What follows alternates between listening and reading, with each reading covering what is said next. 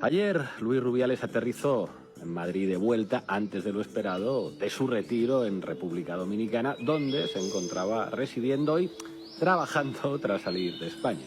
En su dorado exilio a orillas del Caribe, Rubiales buscó alejarse del ruido provocado por el Se Acabó, el movimiento feminista que apoyó a la futbolista Jenny Hermoso ante el beso no consentido que el expresidente de la Real Federación Española de Fútbol le plantó durante el Mundial. Pero la imputación en la operación Brody le truncó los planes cuando la UCO abrió una investigación sobre corrupción por supuestos contratos irregulares en lo que define como toda una estructura de mafia orientada a obtener lucro. Rubiales aterriza como puede y porque puede.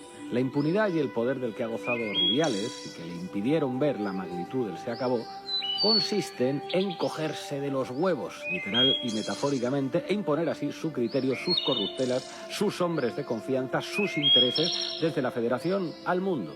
Y no es casualidad que un delincuente económico como él sea también un imputado por acoso sexual y coacciones. ¿Por qué iba a tener cortapisas en disponer del cuerpo de las mujeres, de la voluntad de sus jugadoras o del trabajo de sus subalternos si con el mismo poderío disponía de sus millones, sus mordidas, sus contratos corruptos?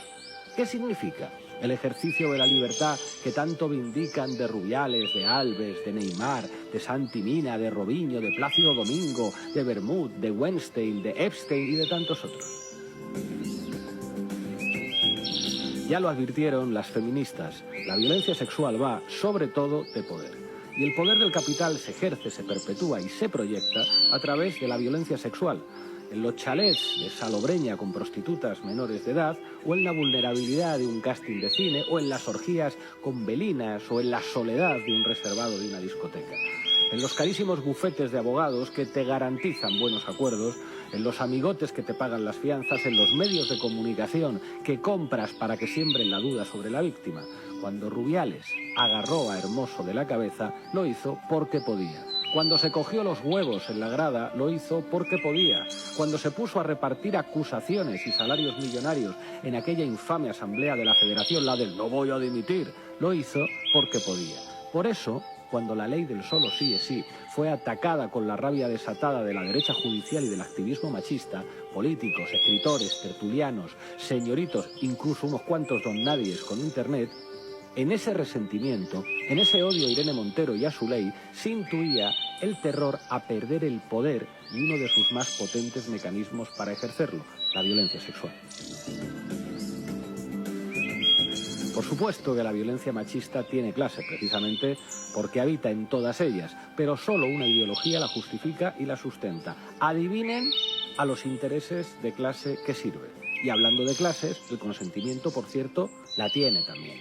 Por eso era importante legislar la libertad sexual. Es así para dar derechos a las más vulnerables, las más precarias, las que creen que no tienen otra opción que tragar y callar para obtener justicia y reparación. También frente a los señoritos que cuando hay justicia tiran de cartera.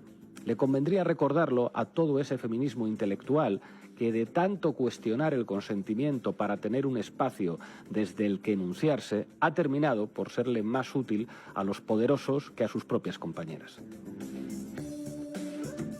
Rubiales aterrizaba en Madrid el mismo día en el que se emitía una entrevista suya con Ana Pastor en La Sexta. Para anunciarla, la cadena Progre se esmeraba en hacer una cobertura del desembarco, detención y posterior puesta en libertad en Barajas, destinada a alimentar la expectación ante lo que el imputado podría decir anoche. Al margen de la cuestión ética sobre si entrevistar según qué perfiles en según qué momentos puede ser revictimizante para las víctimas, cabría recordar también que mientras el Se Acabó ya bullía en las redes sociales tras lo ocurrido en el Mundial, el chiringuito de jugones continuó cuestionando a Hermoso hasta que alguien dio el toque para entonar el mea culpa. Hay feminismos que salen del corazón y del activismo, y otros salen de los audímetros y de la cartera y llegan demasiado tarde. Que se lo digan a Mónica Oltra, ¿verdad?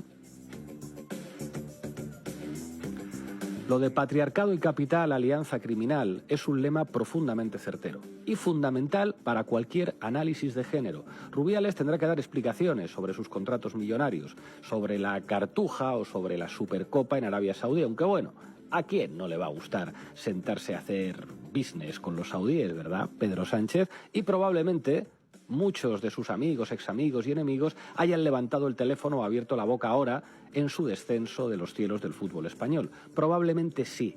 Rubiales tenía muchos detractores esperándole y la caja de Pandora de la Real Federación Española de Fútbol se ha abierto para destapar su corrupción, su inmunidad, su abuso de poder. Pero no olvidemos que quien le tumbó, quien desnudó su impunidad y quien reveló al mundo la corruptela de poder que se cocía ahí dentro no fue ninguno de ellos, ni la jueza, ni Fiscalía, ni el gobierno, ni la oposición, ni la UCO. Fueron las feministas. Esto decimos hoy en el editorial de Diario Red. Bienvenidas y bienvenidos a La Base.